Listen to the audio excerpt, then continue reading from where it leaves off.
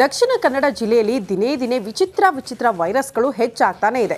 ಈ ಬೆನ್ನಲ್ಲೇ ಆರೋಗ್ಯ ಇಲಾಖೆ ಕೂಡ ಅಲರ್ಟ್ ಆಗಿದ್ದು ಮುಂಜಾಗ್ರತಾ ಕ್ರಮಗಳನ್ನು ಕೈಗೊಂಡಿದೆ. ಹಾಗಾದ್ರೆ ಯಾವೆಲ್ಲ ವೈರಸ್ ಹರಡ್ತಾ ಇದೆ, ಏನೆಲ್ಲ ಕ್ರಮ ಕೈಗೊಳ್ಳಲಾಗ್ತಾ ಇದೆ, ಆ ಕುರಿತ ಒಂದು ರಿಪೋರ್ಟ್ ಇಲ್ಲಿದೆ ನೋಡಿ.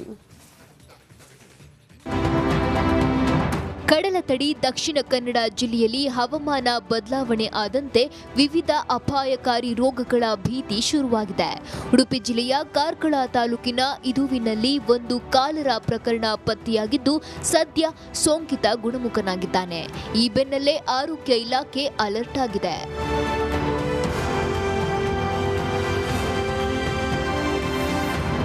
ಹೊಸ್ಮಾರು ಎಂಬಲ್ಲಿನ ಹೋಟೆಲ್ವೊಂದರ ಆಹಾರ ಸೇವನೆ ಕಾಲರಾ ಹರಡಲು ಕಾರಣವಾಗಿತ್ತು. ಇದೇ ಹೋಟೆಲ್ನಲ್ಲಿ ಆಹಾರ ಸೇವಿಸಿರುವ ಜಿಲ್ಲೆಯ ಕೆಲವರಿಗೆ ಸೋಂಕು ಹರಡಿದ್ದು, ಸೋಂಕಿನ ಮೂಲವಿದ್ದ ಹೋಟೆಲ್ನಲ್ಲಿ ಅಗತ್ಯ ಕ್ರಮ ತೆಗೆದುಕೊಳ್ಳಲು ಸೂಚಿಸಲಾಗಿದೆ. ನಾವು ಇವತ್ತು ಬೆಳಿಗ್ಗೆ ಸುಮಾರು ಒಂದು ಅರ್ಧ ಗಂಟೆ ಕಾಲ ನಾವು ವೈದ್ಯಕೀಯ ಕಾಲೇಜುಗಳ ಆಡಳಿತ ಮಂಡಳಿ ಹಾಗೂ ಪ್ರಮುಖ ಆಸ್ಪತ್ರೆಗಳ ಆಡಳಿತ ಮಂಡಳಿಗೆ ಸಭೆಯನ್ನು ಮಾಡಿ ILI ಸಿಂಪ್ಟಮ್ಸ್ ಏನಿದೆ ಅಥವಾ ಎಂಪಾಕ್ಸ್ ಆಗಿ ಸಂಬಂಧಪಟ್ಟಂತೆ ಏನು ರೋಗ ಲಕ್ಷಣಗಳಿದ್ದಾವೆ ಅಥವಾ ಕಾಲರಕ್ಕೆ ಏನು ಸಂಬಂಧಪಟ್ಟ ಸಿಂಪ್ಟಮ್ಸ್ ಇದೆ, ಇದಕ್ಕೆಲ್ಲವನ್ನು ಮಾಹಿತಿಯನ್ನು ಅವರಿಗೆ ಕೊಟ್ಟು ಕೂಡಲೇ ನಮಗೆ ವರದಿಯನ್ನು ಮಾಡಬೇಕು. ಹಾಗೂ ನಮಗೆ ಮಾಹಿತಿಯನ್ನು ಕೊಟ್ಟಲ್ಲಿ ನಾವು ಸೂಕ್ತ ಕ್ರಮಗಳನ್ನು ಮುಂಜಾಗ್ರತಾ ಕ್ರಮ ತೆಗೆದುಕೊಳ್ಳೋದಕ್ಕೆ ಹಾಗೂ ರೋಗ ಹರಡದೇ ರೀತಿ ನಾವು ಕ್ರಮ ಕೈಗೊಳ್ಳೋದಕ್ಕೆ ಸುಲಭ ಆಗುತ್ತೆ ಅಂತೇಳಿ ಈಗಾಗಲೇ ಅವರಿಗೆ ಮನವರಿಕೆ ಮಾಡಿಕೊಡಲಾಗಿದೆ. ಅಷ್ಟೇ ಅಲ್ಲದೆ ಜಿಲ್ಲೆಯಲ್ಲಿ 2 ಮಂಕಿ ಪಾಕ್ಸ್ ಶಂಕಿತರು ಇದ್ದು ಚಿಕಿತ್ಸೆ ನೀಡಲಾಗ್ತಿದೆ. ಜೊತೆಗೆ ಮಂಕಿ ಪಾಕ್ಸ್ ಹರಡದಂತೆ ಹೊರ ರಾಜ್ಯ ಹಾಗೂ ಹೊರ ದೇಶದಿಂದ ಬರುವವರ ಬಗ್ಗೆ ನಿಗಾ ಇಡಲಾಗಿದೆ.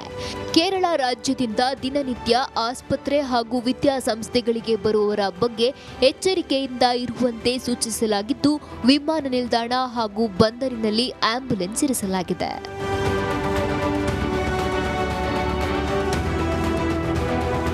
ಒಟ್ಟಾರೆ ವಿವಿಧ ವೈರಸ್ಗಳ ಬಗ್ಗೆ ಆರೋಗ್ಯ ಇಲಾಖೆ ಜಾಗೃತಿ ಮೂಡಿಸುತ್ತಿದೆ. ಹೀಗಾಗಿ ಸಾರ್ವಜನಿಕರು ರೋಗ ಬರುವ ಮೊದಲೇ ಜಾಗೃತರಾಗಿರೋದು ಒಳಿತು. ಕ್ಯಾಮರಾ ಪರ್ಸನ್ ದಿವಾಕರ್ ಪದ್ಮುಂಜ ಜೊತೆ ದಿನೇಶ್ ಕಾಶಿಪಟ್ನ, ರಿಪಬ್ಲಿಕ್ ಕನ್ನಡ, ಮಂಗಳೂರು.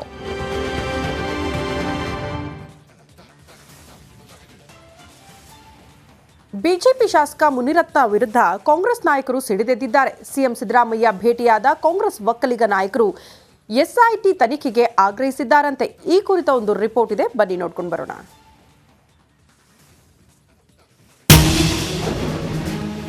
ಮುನಿರತ್ನ ವಿರುದ್ಧದ ಪ್ರಕರಣ ತನಿಖೆ SIT ಹೆಗಲಿಗೆ. ಒಕ್ಕಲಿಗ ಶಾಸಕರ ಒತ್ತಡಕ್ಕೆ ಮಣಿದ್ರ ಸಿಎಂ ಸಿದ್ದು. ಬಿಜೆಪಿ ಶಾಸಕ ಮುನಿರತ್ನ ವಿರುದ್ಧ ಕೇಳಿಬಂದಿರುವ ಆರೋಪಗಳ ತನಿಖೆಗೆ SIT ರಚನೆಗೆ ಸರ್ಕಾರ ಚಿಂತನೆ ಮಾಡಿದೆ. ಜಾತಿ ನಿಂದನೆ, ಗುತ್ತಿಗೆದಾರನಿಗೆ ಬೆದರಿಕೆ ಆರೋಪ, ರೇಪ್ ಕೇಸ್ಗಳು ದಾಖಲಾಗಿವೆ. ಹೀಗಾಗಿ ಒಕ್ಕಲಿಗ ಅಸ್ತ್ರ ಹಿಡಿದಿರುವ ಕಾಂಗ್ರೆಸ್ ನಾಯಕರು ಮುನಿರತ್ನ ವಿರುದ್ಧ SIT ತನಿಖೆ ಮಾಡಲು ಒತ್ತಾಯ ಮಾಡ್ತಿದ್ದಾರೆ.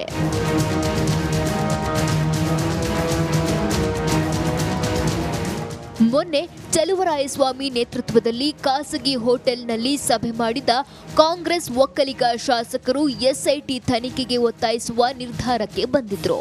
ಹೀಗಾಗಿ ನಿನ್ನೆ ಸಿಎಂ ಸಿದ್ದರಾಮಯ್ಯ ಭೇಟಿ ಮಾಡಿದ್ದ ಒಕ್ಕಲಿಗ ಸಚಿವರು ಶಾಸಕರ ನಿಯೋಗ ಸ್ಪೆಷಲ್ ಇನ್ವೆಸ್ಟಿಗೇಷನ್ ಮಾಡಲು ಮನವಿ ಸಲ್ಲಿಸಿದ್ರು. ನನಗೆ ಒಂದು ಮನವಿ ಕೊಟ್ಟಿದ್ದಾರೆ.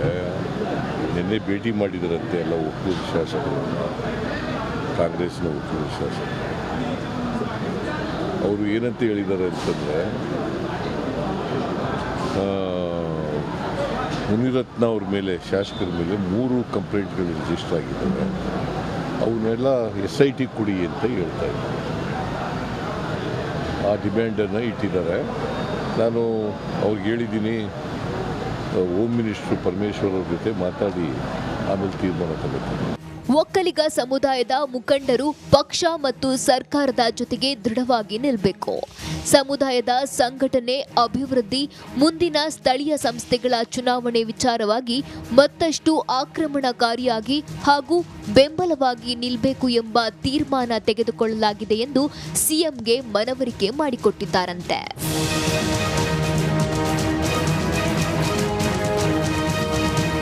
ಇನ್ನು ಒಕ್ಕಲಿಗ ನಿಯೋಗ ಮನವಿ ಸ್ವೀಕಾರ ಮಾಡಿದ ಸಿಎಂ ಸಿದ್ದರಾಮಯ್ಯ ಗೃಹ ಸಚಿವರಿಗೆ ಸೂಚನೆ ನೀಡಿದ್ದಾರೆ. ಇನ್ನೊಂದು ವಾರದಲ್ಲಿ ಎಸ್ಐಟಿ ತನಿಖೆ ಶುರುವಾಗಲಿದೆ ಎಂಬ ಚರ್ಚೆ ಜೋರಾಗಿದೆ. Bureau report, Republic Kannada. ಅದೊಂದೊಂದು ಸೂಪರ್ ಮಾರುಕಟ್ಟೆ. ಆದರೆ ಅಲ್ಲಿ ಇವತ್ತು ಧರ್ಮ ದಂಗಲ್ ಜೋರಾಗ್ಬಿಟ್ಟಿತ್ತು. ದೇವರ ವಿಷಯದಲ್ಲಿಯೇ ಗಲಾಟೆ ಆಗಿದ್ದು ಯಾಕೆ? ಇಲ್ಲಿದೆ ನೋಡಿ ಆ ಕುರಿತ ರಿಪೋರ್ಟ್.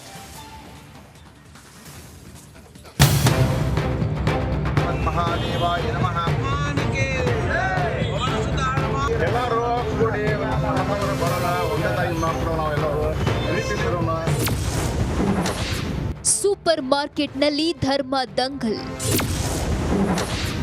ಒಂದೇ ಪ್ರದೇಶದಲ್ಲಿ ಎರಡು ಕೋಮಿನ ದೇವರು, ಗುಂಪು ಗುಂಪಾಗಿ ಸೇರಿರೋ ಜನ, ಪೊಲೀಸರು ಮತ್ತು ಅಧಿಕಾರಿಗಳೊಂದಿಗೆ ವಾಗ್ವಾದ, ಎರಡು ಗುಂಪುಗಳ ಮಧ್ಯೆ ವಾಕ್ಸಮರ. ಇದು ಧಾರವಾಡದ ಸೂಪರ್ ಮಾರ್ಕೆಟ್ನಲ್ಲಿನ ಕಲ್ಲಿನ ಸಾಮಗ್ರಿಗಳ ಮಾರಾಟ ವಿಭಾಗದಲ್ಲಿನ ಖುಲ್ಲಾ ಜಾಗದಲ್ಲಿ ಕಂಡುಬಂದ ದೃಶ್ಯ.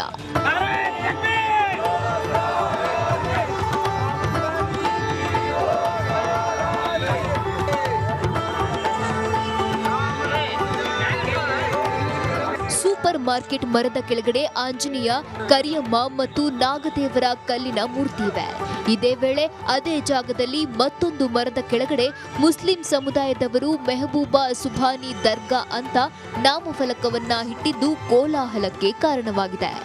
ಸಡನ್ಲಿ ಒಂದು 2 ತಿಂಗಳು 1 ತಿಂಗಳು ಅಷ್ಟು 2 ತಿಂಗಳ ಒಳಗೆ ಒಂದು ಹೊಸ ಕಲ್ ಬಂದು ಇಲ್ಲಿ ಮತ್ತೊಂದು ದರ್ಗಾ ಅಂತೇಳಿ ಬರೆಸಿಟ್ರು ಅವರು, ಸೂಪರ್ ಮಾರ್ಕೆಟ್ ದರ್ಗಾ ಅಂತೇಳಿ. ಅದು ಹೆಂಗೆ ಬರೆಸಿದ್ರು ಅಂತ ನಮ್ದು ಅಬ್ಜೆಕ್ಷನ್ ಹಾಕಿದ್ವಿ ನಾವು. ಹಿಂದೂ ಪರ ಸಂಘಟನೆಯವರು ನಾಮಫಲಕವನ್ನ ತೆರವುಗೊಳಿಸುವಂತೆ ಆಗ್ರಹಿಸಿದ್ರೆ, ಇತ್ತ ಹಿಂದೂ ದೇವರ ವಿಗ್ರಹಗಳನ್ನ ತೆರವುಗೊಳಿಸಿ ಅಂತ ಮುಸ್ಲಿಮರು ಆಗ್ರಹಿಸಿದ್ರು.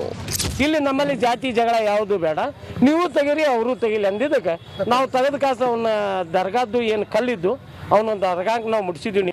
ಒಟ್ಟಾರೆ ಎರಡು ಕೋಮಿನ ಜನರ ಸೌಹಾರ್ದಯುತ ನಿರ್ಧಾರದಿಂದಾಗಿ ಸಮಸ್ಯೆ ಇದೀಗ ಸುಖಾಂತ್ಯ ಕಂಡಿದೆ. ಆದರೆ ಮುಂದಿನ ದಿನಗಳಲ್ಲಿ ಮತ್ತೆ ಸ್ಫೋಟವಾಗುವ ಸಾಧ್ಯತೆ ಇದೆ. DV Kammar, Republic Kannada, Dharwad.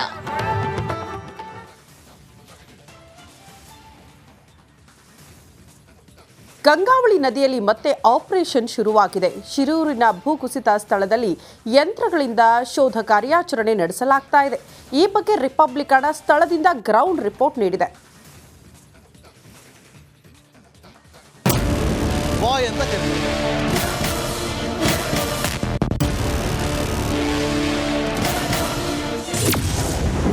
ಶಿರೂರು ದುರಂತ ಸಂಭವಿಸಿ ಇಂದಿಗೆ 66 ದಿನ.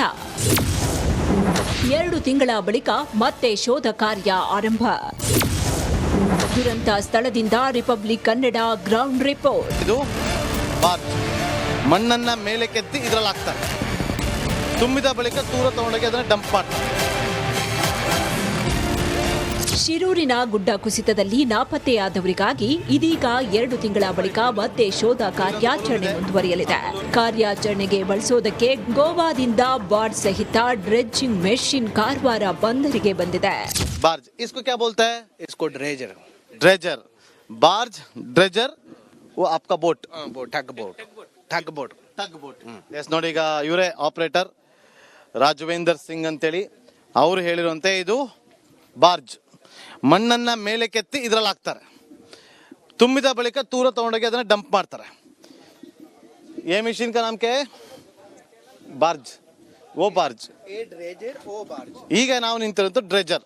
ಕಳೆದ ಜುಲೈ 16ರಂದು ಅಂಕೋಲಾದ ಶಿರೂರಿನಲ್ಲಿ ಬೃಹತ್ ಗುಡ್ಡ ಕುಸಿದು 16 ಮಂದಿ ಬಲಿಯಾಗಿದ್ರು. ಈ ಪೈಕಿ 8 ಮಂದಿಯ ಮೃತದೇಹ ಪತ್ತೆಯಾಗಿತ್ತು. ಇದರಲ್ಲಿ ಶಿರೂರಿನ ಜಗನ್ನಾಥ್ ನಾಯ್ಕ್, ಗಂಗೆಗೊಳ್ಳದ ಲೋಕೇಶ್ ನಾಯ್ಕ್ ಹಾಗೂ ಕೇರಳ ಮೂಲದ ಅರ್ಜುನ್ ಮೃತದೇಹ ಪತ್ತೆಯಾಗಬೇಕಾಗಿದೆ. ಗೋವಾದಿಂದ ಈ ಒಂದು ಲಕ್ಷಾಂತರ ರೂಪಾಯಿ ವೆಚ್ಚ ಮಾಡಿ ಈಗಾಗಲೇ ಡ್ರೆಡ್ಜಿಂಗ್ ಮಷಿನ್ ಮತ್ತು ಬಾರ್ಜು ಕೂಡ ಬಂದಿದೆ. ಇನ್ನೇನು ಕೆಲವೇ ಹೊತ್ತಿನಲ್ಲಿ ಈ ಒಂದು ನದಿಯಲ್ಲಿರುವ ಒಂದು ಡ್ರೆಡ್ಜಿಂಗ್ ಮಷಿನ್ಗಳ ಮೂಲಕ ಹೂಳನ್ನು ಎತ್ತುವ ಕೆಲಸಗಳು ಕೂಡ ಆಗುತ್ತೆ. ಆ ಪ್ರಯತ್ನದಲ್ಲಿ ನಾಪತ್ತೆಯಾಗಿರುವ ಅರ್ಜುನ್ ಆಗಿರಬಹುದು ಅಥವಾ ಜಗನ್ನಾಥ್ ನಾಯ್ಕ್ ಮತ್ತು ಲೋಕೇಶ್ ನಾಯ್ಕ್ ಅವರ ಮೃತದೇಹ ಪತ್ತೆ ಆಗಲಿ ಎಂಬ ಆಶಯದೊಂದಿಗೆ ಈ ಒಂದು ಕಾರ್ಯಾಚರಣೆ ನಡೀತಾ ಇದೆ. ಈಶ್ವರ ಮಲ್ಪೆ ಅವರ ತಂಡ ಶೋಧ ನಡೆಸಿದಾಗ ಲಾರಿ ಹಾಗೂ ಟ್ಯಾಂಕರ್ನ ಅವಶೇಷಗಳು